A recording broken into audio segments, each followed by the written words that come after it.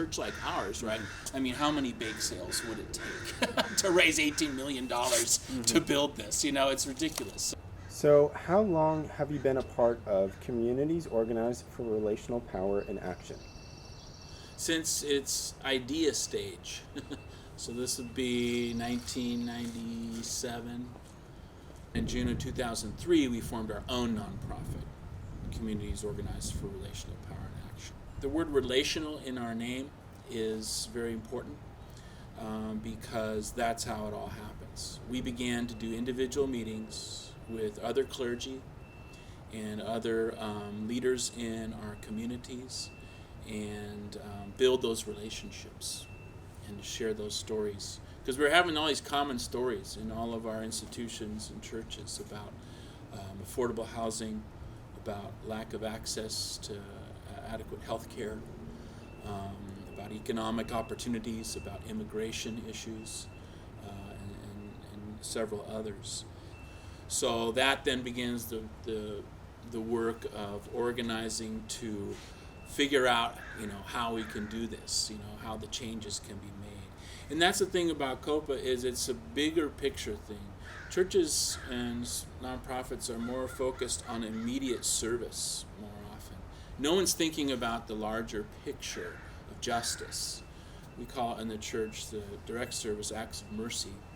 But then the acts of justice are looking at the particular systems that we operate under, democracy, ours, and how we can then be a voice in that. But it's more of a nebulous, kind of ambiguous work, the work of justice. It's not direct, it's not immediate. You have to keep at it, you have to be in it for the long haul. As I mentioned in the earlier story, oftentimes the only voices in the larger decision-making in our communities are the market forces.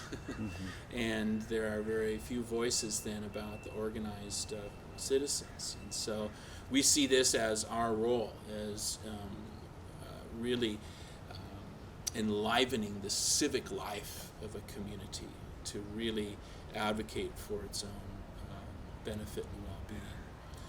So it's a lot of leadership development too, because a lot of folks have never been involved in public life, never spoken at a Board of Supervisors meeting, about something.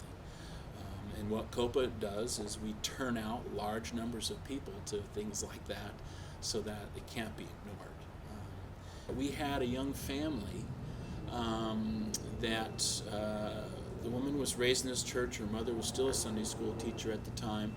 And they had been evicted because the rent had been raised. So this was right around the early 2000s.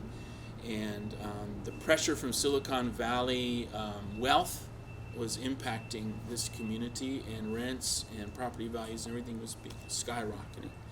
So she called me and asked if they could live in our parking lot in a trailer with their 2 little children. This got the attention of the entire congregation, and we said we should try and do something about that. And I was familiar with other IAF projects throughout the country where they had done similar things like this, so I knew it was possible, but it hadn't been done here yet. And so in 2010, the congregation voted unanimously to use its land, about 1.3 acres, to build low-income housing. So that's a COPA story because it doesn't happen without the organizing to get the housing element done. Most of all, proud of for the witness and the story that it's provided and the inspiration. Because when people come here and tour and see it, suddenly they think it's possible. And there is that image that affordable and low income means problems of some kind. And when they see and understand a partnership with a nonprofit housing corporation that has a similar mission as a church to take care of those in need and to do it well, that's something they never thought of before or seen. So when they come and see that, and I've given dozens of tours, churches all over the Bay Area, and that has really, I'm really proud of that witness beyond just what we did.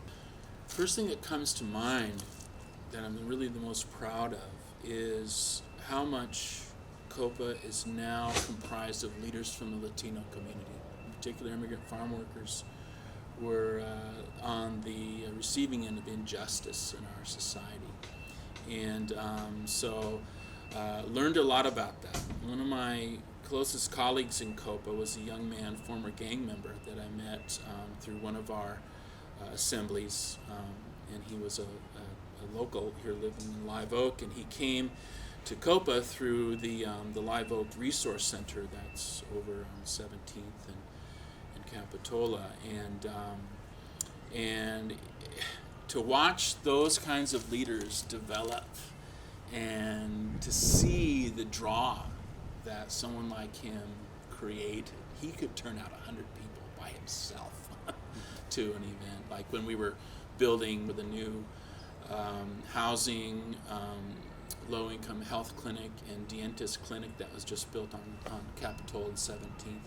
And also the Boys and Girls Club on the campus of Shoreline Middle School. That was purely begun from COPA leaders envisioning that and calling together the parties, three parties, the county, the school district, and the Boys and Girls Club to meet and figure out a way to open it. Because we were hearing stories, right? The kids at that age, that's where they start, testing things and go off in wrong directions, and we didn't really have any alternative after school for them. So building a youth center in our community was a huge priority for COPA for a long time, and he was a big part of that.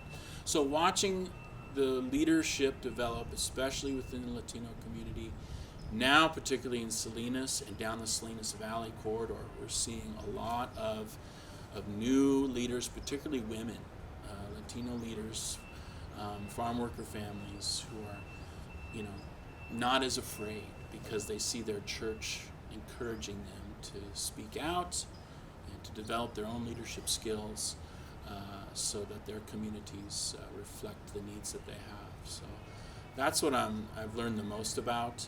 We didn't have anything going in Castroville, big immigrant community there.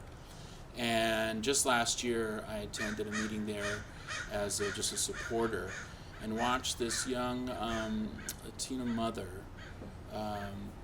had developed through COPA leadership skills, because there's trainings and things that we offer, and then they get their feet wet and actually meet with elected officials and others. And she turned out, it looked like probably 120 people in her church there in Castroville to talk about affordable housing. And that was a very proud moment.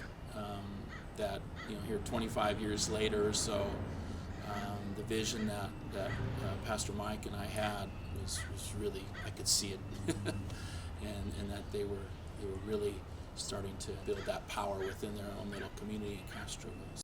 Yeah, so during the pandemic, we had a number of stories come forward about people being evicted and people raising rents and so on.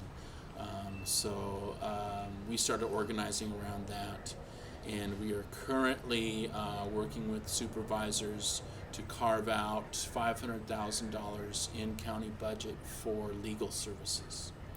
Because so much of what is being done by landlords is illegal, but people will not challenge it. They're afraid to.